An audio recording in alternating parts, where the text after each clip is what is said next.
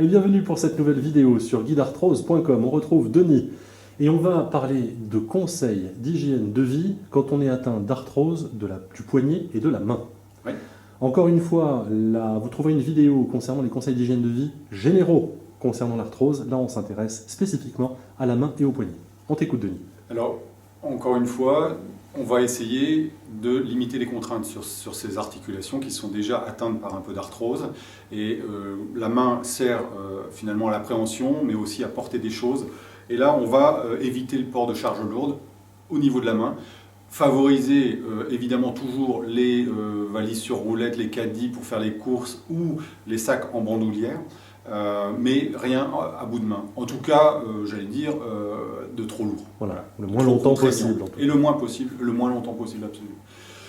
On peut ensuite protéger dans un travail qui va nécessiter, je dirais, de la mobilité au niveau articulaire du poignet ou de la main. On peut mettre des attelles de décharge qui vont protéger au moment où on travaille.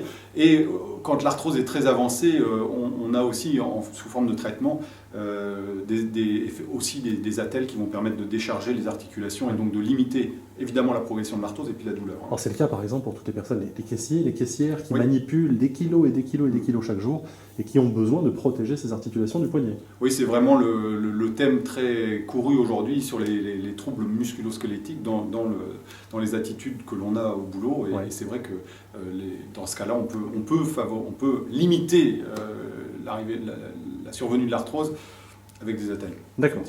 Ensuite évidemment, il faudra favoriser un travail musculaire parce qu'en fait, la main va très rapidement fondre en termes de muscles. Si il y a de l'arthrose qui arrive, il va y avoir un engourdissement, un enraidissement, et moins il y a de mobilité, moins les muscles travaillent et plus ils vont fondre. Donc il faut vraiment favoriser une tonification, un entretien musculaire. D'accord. Ensuite, des étirements, des automassages, une automobilisation, donc ça va dans le même sens. C'est vraiment d'entretenir ce qui existe là pour limiter l'enraidissement et la fonte musculaire.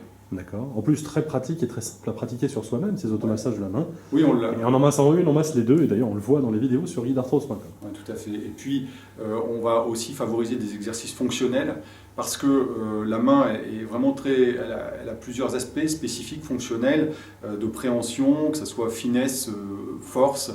Et donc tout ça doit être individualisé. Il faut vraiment maintenir tout ça en œuvre pour que la fonctionnalité globale soit respectée et soit maintenue. D'accord.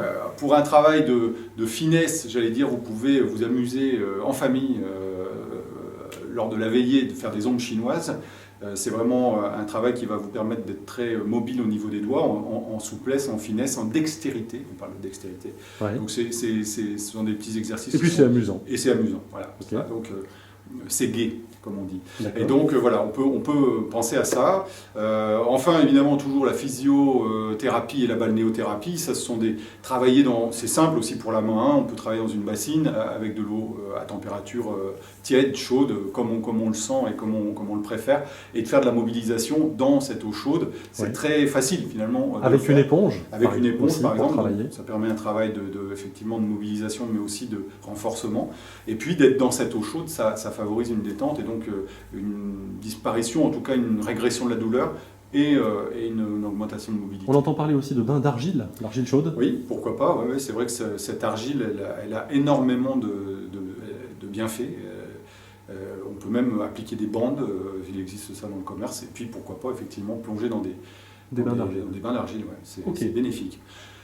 Et finalement, toujours le fameux conseil sur guidarthrose, on vous propose de pratiquer ce qu'on vient de vous dire là maintenant, mais aussi toutes les vidéos, tous les conseils que vous pourrez trouver sur le site. Oui, alors c'est vrai que c'est un petit peu particulier pour la main, parce que quand on n'est pas atteint d'arthrose au poignet ou à la main, on peut considérer que les exercices que vous allez trouver sur le site sont un peu peut-être simplistes, mais je vous garantis que quand vous souffrez d'arthrose, de rhizarthrose par exemple, et que vous n'arrivez plus à bouger les articulations de vos doigts, ces exercices vous feront le plus grand bien. Oui, tout à fait.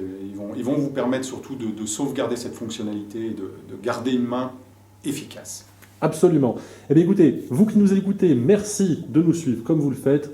Mettez en application les conseils et on se retrouve très vite dans une nouvelle vidéo avec Denis sur guidarthrose.com. Merci.